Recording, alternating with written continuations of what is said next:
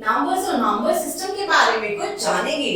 चलिए सबसे पहले पढ़ते हैं नेचुरल नंबर्स। तो नेचुरल नंबर्स को बच्चों हम किससे रिप्रेजेंट करते हैं? Capital N।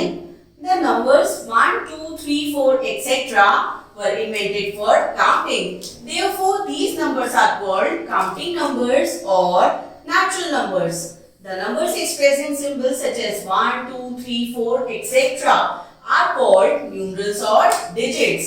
As the natural number system starts from 1 and goes on endlessly, so the smallest natural number is 1. तो बच्चों आप मुझे बताइए, जब भी आपके पास कोई चीज होती है तो आप उन्हें कैसे काउंट करते हैं? जैसे आपको अपनी बुक्स को काउंट करना है, so how will you count them? 1, 2, 3, 4 so on. और ऐसे अगर मैं आपसे कहूँ कि आप ये काउंट कीजिए आपके स्कूल के क्लासरूम में कितनी चेयर्स हैं, तो आप कैसे काउंट करेंगे? 1, 2, 3, 4। तो बच्चों नंबर्स को हम यूज करते हैं फॉर काउंटिंग, और ये नंबर्स जब 1 से स्टार्ट होते हैं, 1, 2, 3, 4 एंड सो ऑन, यानी इनका कहीं भी एंड नहीं होता है, तो ऐसे नंबर्स को हम कहते हैं नेचुरल नंबर्स। और ये नेचुरल नंबर किससे स्टार्ट होते हैं? 1 से। इसलिए बच्चों 1 को हम कहते हैं स्मॉलेस्ट नेचुरल नंबर्स। चलिए अब पढ़ते हैं होल नंबर्स। होल नंबर्स का सिंबल होता है capital W. Symbol 0 is used to represent absence of objects in a collection. The number 0 together with the natural numbers 1, 2, 3, 4 and so on gives the whole numbers 0, 1, 2, 3, 4, 5 and so on. 0 is the smallest whole number. Thus, a whole number is either the number 0 or a natural number. So, every natural number is a whole number, but every whole number is not a natural number. Except whole number 0, all other are natural numbers. तो बच्चों ये हमने natural numbers पढ़ लिए, अब इसके बाद whole numbers क्या हैं? जब भी हमारा नंबर सिस्टम 0 से शुरू होता है, यानी 0, 1, 2, 3, 4 एंड सो ऑन, इसे हम कहते हैं होल नंबर्स। यानी जब हम 0 को ऐड कर देते हैं हमारे नेचुरल नंबर्स के अंदर, तो बच्चों ये क्या बना देते हैं? ये हमारा बना देते हैं होल नंबर्स। तो 0 क्या हुआ? ये हुआ स्मॉलेस्ट होल नंबर। और सभी नेचुरल नंबर्स किसके पार्ट हैं? होल नंबर्स के। लेकिन क्या बच्चों सभी होल नंबर्स भी नेचुरल नंबर्स होते हैं? नो, क्योंकि 0 एक होल नंबर तो है बट ये नेचुरल नंबर नहीं है, इसलिए सभी नेचुरल नंबर होल नंबर्स होते हैं, but all whole numbers are not natural numbers. चलिए आगे देखते हैं face value and place value. In Hindu-Arabic system, the value of a digit depends on the place occupied by it. The face value of a digit in a number remains same as it was whatever place it may be occupying. The face value of 2's in 5, 4, 3, 5, 9, 5, 1, 4, 0 is just 5. तो बच्चों चलिए अब हम जानते हैं face value और place value में क्या फर्क होता है। हम पढ़ते हैं हिंदू अरेबिक सिस्टम को, और हिंदू अरेबिक सिस्टम के अकॉर्डिंग हर नंबर की क्या वैल्यू होती है कि वो एक पर्टिकुलर नंबर में कौन सी प्लेस पर आया है। तो जैसे अगर बच्चों मैं एक नंबर लिखती हूँ 539, तो यहाँ पे सभी नंबर्स की अपनी अलग अलग वैल्यू है डिपेंडिंग ऑन देयर प्लेस। लेकिन अगर मैंने यहाँ पर 1 और 5 लगा दिया, तो इस 5 और इस 5 की प्लेस वैल्यू तो अलग होगी क्योंकि ये अलग अलग प्लेसेस पर है, लेकिन इनकी फेस वैल्यू सेम होगी, जो कि होगी हमारी 5। ये होगी इसकी फेस वैल्यू। यानी फेस वैल्यू प्लेस वैल्यू से बिल्कुल डिफरेंट होती है, और कहीं भी नंबर हो, एक नंबर में कहीं भी किसी भी प्लेस पर हो, उसका कोई इंपैक्ट नहीं पड़ता उसके फेस वैल्यू के ऊपर। The place value of a digit in a number depends on its place in the number. The place value of 4 in 49 is 40. The place value of 4 in 4150 is 4000. तो बच्चों अब place value क्या होती है, अगर हमने एक नंबर लिया 49 तो यहाँ पर 4 जो है ये कौन सी प्लेस पर है, अगर मैं इसे वंस और टेंस बोलूं सो 4 इज ऑन टेंस प्लेस, तो 4 की क्या प्लेस वैल्यू होगी 40। और अगर मैं दूसरा नंबर लूं 4150 तो यहाँ पे 4 जो है ये 1000 प्लेस पर है, तो यहाँ पर 4 की क्या प्लेस वैल्यू हो जाएगी 4000। तो बच्चों जब किसी की वैल्यू चेंज होती है अकॉर्डिंग टू प्लेस उसे हम कहते हैं प्लेस वैल्यू। और हम इस प्लेस वैल्यू को कैलकुलेट कैसे करते हैं, face value of a digit multiplied by value of the place it occupies. चलिए एक एग्जांपल लेके देखते हैं 2173। तो बच्चों अगर मुझे यहाँ पर 2 की प्लेस वैल्यू निकालनी है तो मैं कैसे करूंगी, सबसे पहले मैं लूंगी face value of a digit जो कि है 2 और इसकी मल्टीप्लिकेशन करूंगी इसकी वैल्यू से। और यहाँ पर इस नंबर में 2 की कौन सी वैल्यू है, वंस, टेंस, 100 एंड 1000, तो 2 है 1000 प्लेस पर, तो मैं 2 की मल्टीप्लाई 1000 से करा दूंगी, तो बच्चों मेरा आंसर आ जाएगा 2000। तो यहाँ पर इस पर्टिकुलर नंबर में 2 की प्लेस वैल्यू हो जाएगी 2000। चलिए आगे पढ़ते हैं, reading and writing of numbers. Expressing a number in words is called numeration. तो बच्चों जब भी हम नंबर को नंबर वर्ड्स में एक्सप्रेस करते हैं उसे हम कहते हैं न्यूमरेशन। दस द नंबर 367, अगर हमारे पास एक नंबर है बच्चों 367 तो हम उसे वर्ड्स में कैसे बोलेंगे 367। There are mainly 2 methods of numeration or expressing number in words. तो बच्चों न्यूमरेशन के हमारे पास 2 मेथड्स हैं, कौन कौन से, number 1 is Indian system of numeration. In this system only 10 symbols, namely कौन कौन से बच्चों 0, 1, 2, 3, 4, 5, 6, 7, 8 and 9। बच्चों ये टोटल है हमारे पास 10 symbols, हम इन्हें यूज करते हैं, are used to write various numerals representing whole number. So it is called a base 10 और decimal system. अब इन नंबर्स को यूज करके जब भी हम कोई एक होल नंबर बनाते हैं, जैसे कि मैंने लिखा 129, तो ये कहा जाएगा बेस 10 या decimal number system. In Indian number system, each period is divided into 2 parts. In a numeral, going from right to left, the value of each place value is 10 times the value of place right shown in the table. तो चलिए बच्चों समझते हैं इसका क्या मतलब है। हमें बताया गया है कि हमारा जो Indian number system place value होता है उसमें सभी जो हमारे नंबर्स होते हैं वो 2 पीरियड्स में डिवाइड होते हैं।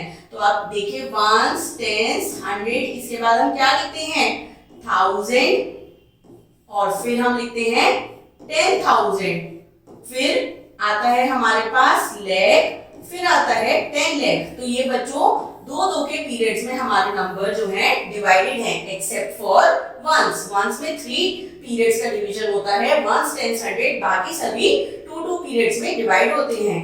और इसके साथ हमें एक चीज और समझनी चाहिए। सपोज बच्चों मेरे पास एक नंबर है 327, तो यहाँ पे वंस, फिर टेंस, फिर 100। तो जब भी हम राइट से लेफ्ट की तरफ मूव करते हैं, तो जब मैं 1 से टेंस पे जाऊंगी तो मेरा कितना इंक्रीमेंट होगा 10 टाइम्स बढ़ जाएगा। 10 से जब मैं 100 पे जाऊंगी फिर 10 टाइम्स बढ़ जाएगा, तो 10 into 10 कितना हो जाएगा, दिस विल बी 100। तो जब भी हम राइट से लेफ्ट की तरफ मूव करते हैं हमारे नंबर्स इंक्रीज होते हैं 10 टाइम्स। चलिए आगे देखते हैं इंडियन प्लेस वैल्यू चार्ट। चलिए अब इंडियन प्लेस वैल्यू चार्ट को समझते हैं।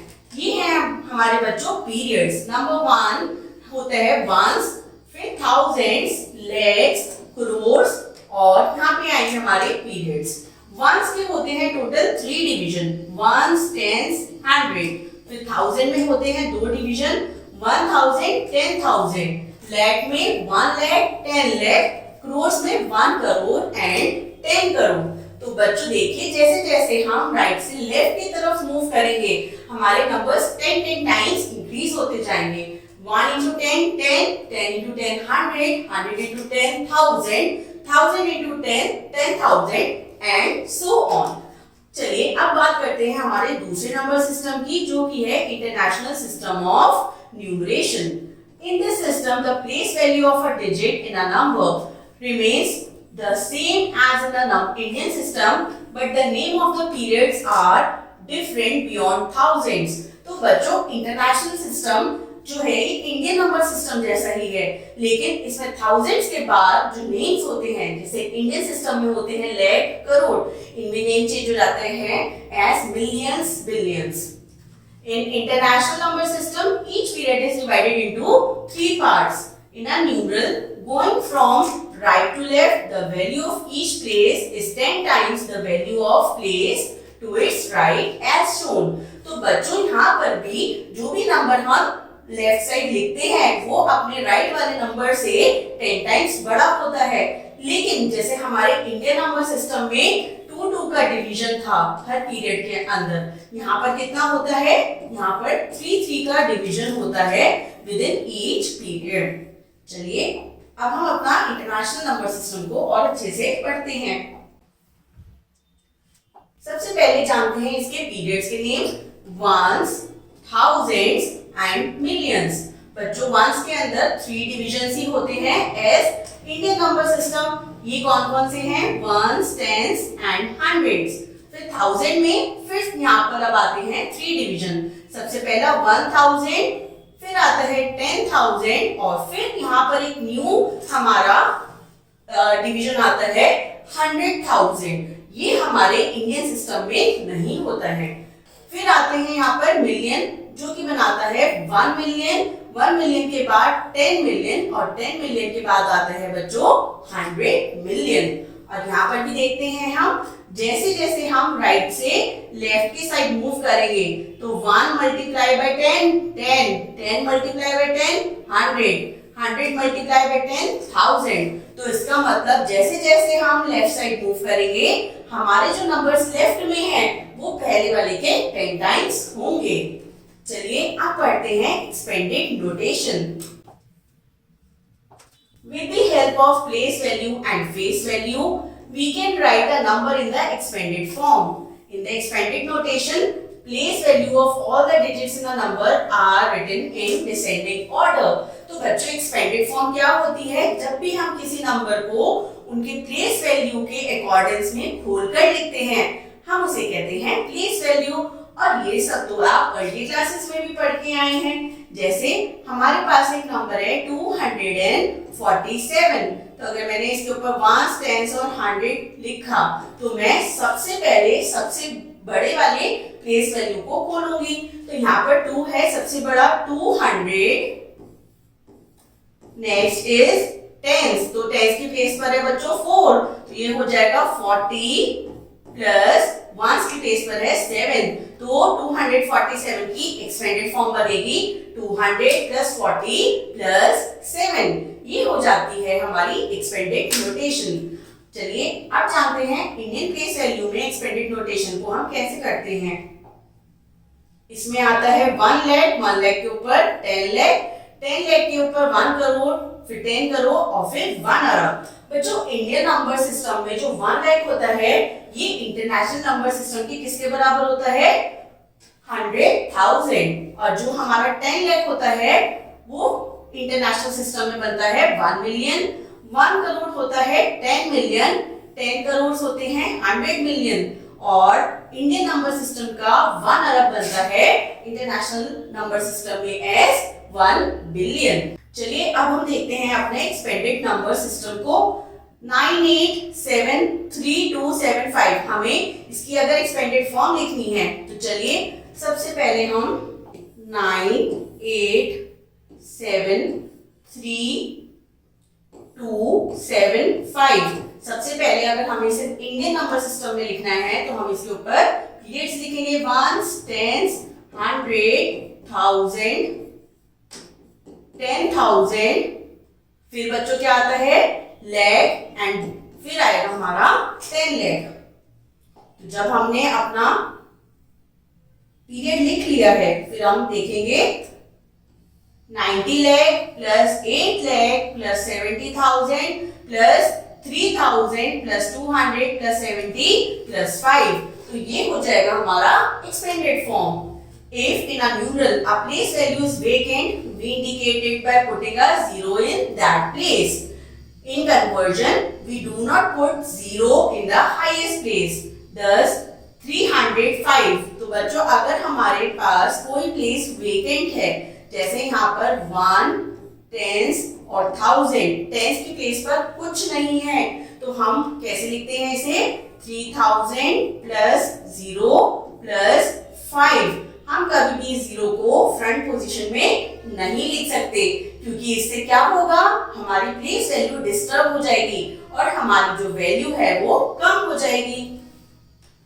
Thus 305 is written as 305 not 0305। हम 305 को ऐसे नहीं लिखेंगे, क्योंकि हमारे नंबर सिस्टम में किसी भी नंबर के आगे जीरो की कोई वैल्यू नहीं होती है। चलिए आगे पढ़ते हैं बच्चों। अब बात करते हैं सक्सेसर एंड प्रीडिसेसर की। तो बच्चों सक्सेसर यानी आगे जाना। तो जब भी हम किसी भी नंबर में, हमारा कोई भी नंबर है n, उसमें जब हम 1 जोड़ते हैं तो n के बाद जो m बन के आता है, ये m होता है हमारे n का सक्सेसर। तो जैसे आप बताइए, अगर मैंने 93 में 1 ऐड कर दिया तो मेरे पास क्या आया? 94। तो 94 इज द सक्सेसर ऑफ 93। और प्रीडिसेसर के लिए हम क्या करते हैं बच्चों? जब हम n में से 1 माइनस कर देते हैं और n से पहले वाला नंबर आता है, सपोज p आता है, जैसे मेरे पास नंबर है 93 में मैं 1 माइनस करूंगी तो मेरे पास आएगा 92। तो 92 क्या है? 93 का प्रीडिसेसर, यानी ऐसा नंबर जो 93 से पहले आता है। चलिए पढ़ते हैं। If two whole numbers a and b are such that a is less than b, तो बच्चों a अगर b से कम है and there is no whole number c which makes a is less than c is less than b, then b is equal to a plus 1।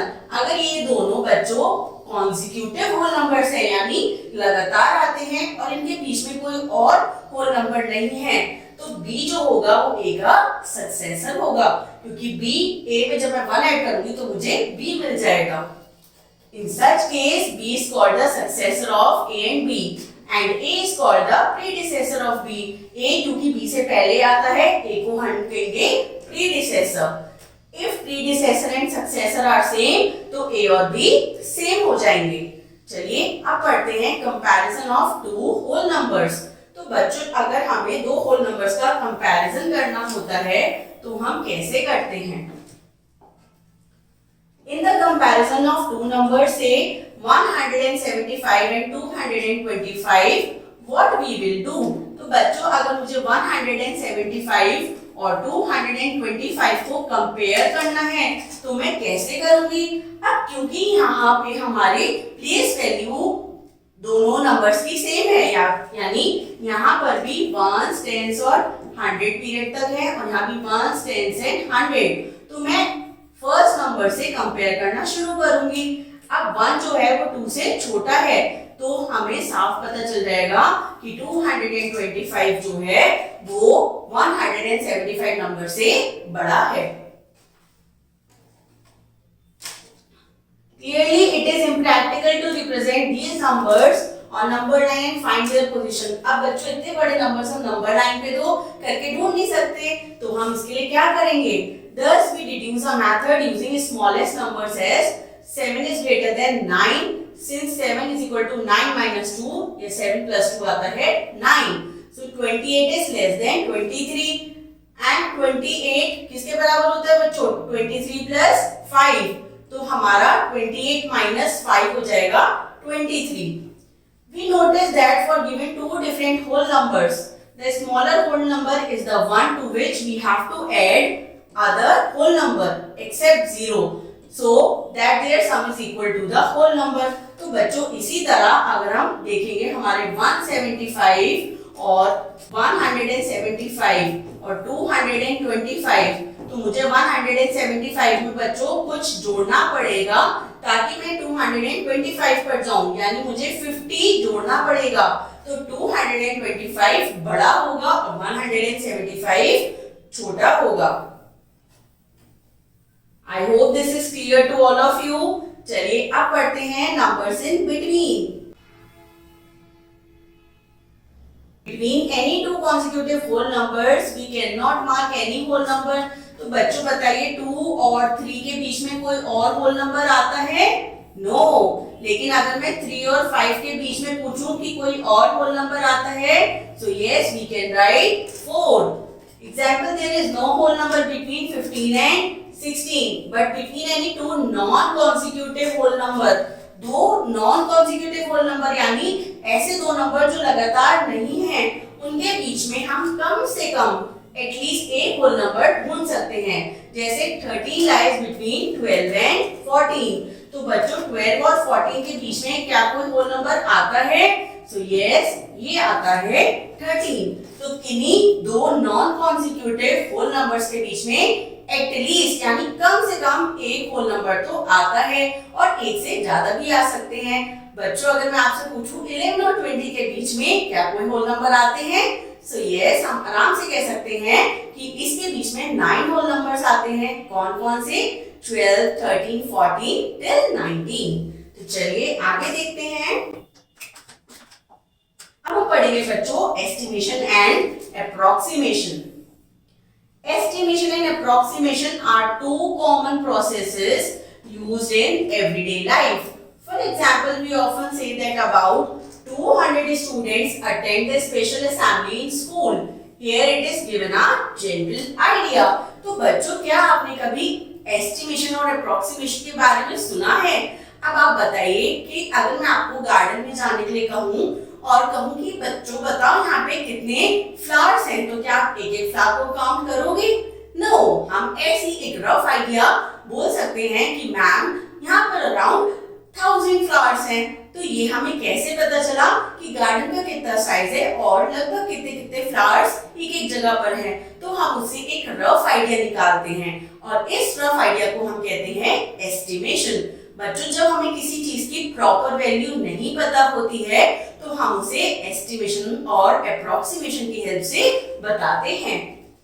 Similarly, you may tell the approximate distance between your school and home। जैसे किन्हीं दो जगह के बीच की दूरी अगर हमें exact नहीं पता तो हम क्या कहते हैं कि मैम अप्रोक्सीमेटली मेरे घर और मेरे स्कूल के बीच में 5 किलोमीटर का डिस्टेंस है। अब वो 5 किलोमीटर से थोड़ा सा ज्यादा कि थोड़ा सा कम भी हो सकता है, क्योंकि ये वैल्यू हमारी कोई एग्जैक्ट वैल्यू नहीं है, ये है हमारी approximate value. Estimation is the process of finding out an approximate answer to an operation. We estimate most of the things in real life as it gives a rough idea to plan our days. In all arithmetic operations, estimation helps in checking whether the calculations are reasonably correct or not. तो बच्चों estimation क्या है? ये process है जिसमें हम एक approximate value निकालते हैं अपने किसी भी ऑपरेशन की, और हम अपने डेली लाइफ में कई जगह एस्टिमेशन को करते हैं। जैसे अगर बच्चों हम कहें कि हमारे प्लैनेट अर्थ से सन तक का डिस्टेंस कितना है, तो क्या कोई हम जाके नाप सकता है कि कितना डिस्टेंस है? नो। तो हम ये कैसी वैल्यू बताते हैं? Approximate value. चलिए करते हैं आगे। Let's revise the rules of rounding of a number to understand estimation. Estimation निकालने के लिए हमें राउंड ऑफ के रूल्स को रिकॉल करना है। Rule number 1, rounding a number two the nearest 10। तो बच्चों जब भी हमें नियरेस्ट 10 में किसी भी नंबर को राउंड ऑफ करना होता है, जैसे कि सपोज मेरे पास नंबर है 86, तो मुझे इसको राउंड ऑफ करना है, तो मैं क्या करूंगी? मैं वंस प्लेस के नंबर को देखूंगी। अगर मेरा वंस डिजिट का जो नंबर है ये मेरा अगर 5 से छोटा होता है तो मैं टेंस के प्लेस को नहीं चेंज करती, लेकिन अगर मेरा जो वंस डिजिट का नंबर है ये अगर मेरा ग्रेटर देन 5 है तो मैं टेंस प्लेस वाले नंबर को नेक्स्ट नंबर में चेंज कर दूंगी। तो बच्चों यहाँ पर क्योंकि 6 है तो मैं 86 को चेंज करके किसके अंडर राउंड ऑफ कर दूंगी एज 90। तो ये होता है हमारा रूल नंबर 1। अब पढ़ते हैं rule number 2, rounding a number two the nearest 100। अब नियरेस्ट 100 में करने के लिए तो जैसे मेरे पास एक नंबर है 165, तो यहाँ पर मुझे राउंड ऑफ करना है तो मैं बच्चों किस वैल्यू को देखूंगी 100 में राउंड ऑफ करने के लिए मैं उससे एक पहले वाली यानी टेंस की वैल्यू देखूंगी। अब ये अगर टेंस की वैल्यू 5 से बड़ी होगी तो मेरा 100 डिजिट वाला प्लेस नेक्स्ट नंबर में राउंड ऑफ हो जाएगा और बाकी सारी डिजिट्स हो जाएंगी 0। तो बच्चों यहाँ पे क्योंकि 6 जो है ये 5 नंबर से बड़ा है तो ये कितना हो जाएगा, इट विल बी 200। लेकिन अगर मैं एक दूसरा एग्जांपल लूं 143 तो यहाँ पर 4 जो है ये क्योंकि 5 से कम है तो बच्चों हम इसे जो 100 प्लेस वाली डिजिट है उसे एज इट इज लिख देंगे और बाकी नंबर्स हो जाएंगे 0। तो ये होता है हमारा राउंडिंग ऑफ टू नियरेस्ट 100। चलिए अब जानते हैं rounding off to nearest 1000। Rounding off to nearest 1000 में बच्चों जैसे हमारे पास एक नंबर है 4765 तो 4675 तो मैं जब मुझे 1000 प्लेस को राउंड ऑफ करना है मैं 100 प्लेस वाले नंबर को देखूंगी। अगर ये नंबर हमारा ग्रेटर देन 5 हुआ तो मैं जो 1000 प्लेस वाले नंबर है उसको एक आगे वाले नंबर में चेंज कर दूंगी। अब क्योंकि 7 जो है वो ग्रेटर देन 5 है तो हमारा नंबर हो जाएगा 5 और बाकी की प्लेस पे हम फिल कर देंगे 0। तो 4765 को बच्चों राउंड ऑफ कर देंगे हम एज 5000। और अगर हम एक दूसरा एग्जांपल लें जैसे अगर मैंने लिखा 2 3 5 2 3 7 9 तो यहाँ पर मैं जब अपने 100 प्लेस को देख रही हूँ तो ये क्या है, ये है लेस देन 5। तो जो मेरा 1000 प्लेस वाला नंबर है ये चेंज नहीं होगा, ये एज इट इज आ जाएगा 2 और बाकी के मेरे डिजिट्स फिल हो जाएंगे 0 के साथ। तो बच्चों 2379 को राउंड ऑफ करके मेरा आंसर आ जाएगा 2000।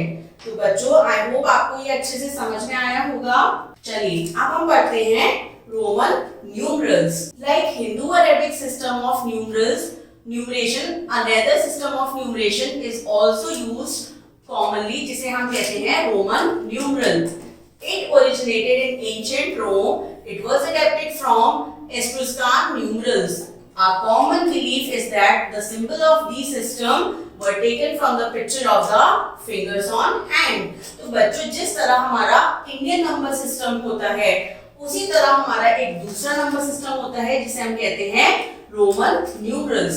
अरेबिक सिस्टम के साथ साथ पढ़ा जाता था पहले रोमन न्यूमरल्स। और रोमन न्यूमरल्स में जो हमारे सिंबल्स होते हैं बच्चों ये माना जाते थे कि ये हैंड्स में जो फिंगर्स होती हैं उनकी शेप्स को लेके बनाए गए थे।